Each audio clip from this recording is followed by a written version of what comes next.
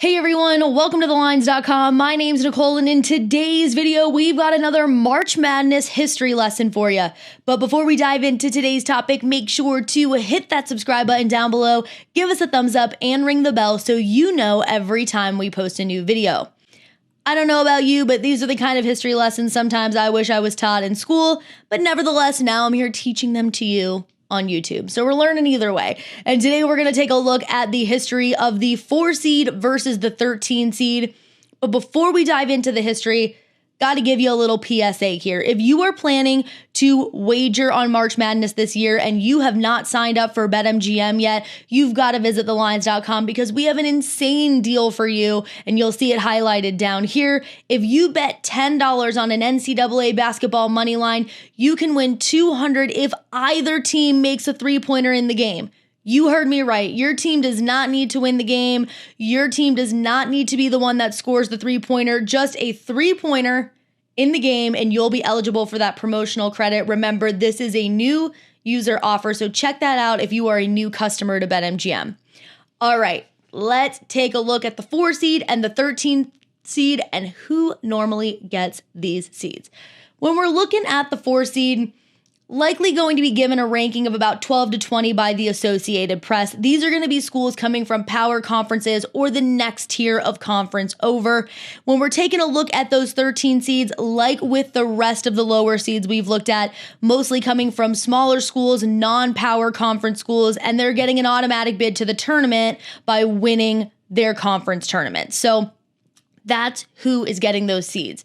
And if we take a look at last year, we had some pretty fun upsets on our hands. We actually had 2 13 seeds upset a 4 seed in the 2021 NCAA tournament. That happened when Ohio beat Virginia 62-58 and when North Texas beat Purdue 78-69. Now, both of these teams ended up going out in the second round, and that follows a familiar pattern that we have been covering in these videos. After these lower seeded teams have big upsets in the first round, they have much less success the further they get on into the tournament. Many drop off in that second round, with very few making it to the Sweet 16. So just keep that in mind when you're filling out your tournament brackets this year. If we take it back to 2000, the number 4 seeds are 65-19 versus the 13 seed. And we've had some big blowouts on our hands between these two seeded teams. And we've also had some of the bigger margin upsets.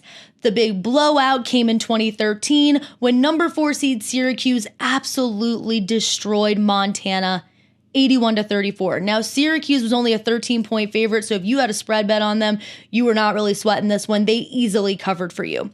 We got to take it back a little bit further than that to get one of the bigger margin upsets that actually happened in 1985 when Navy crushed LSU 78-55.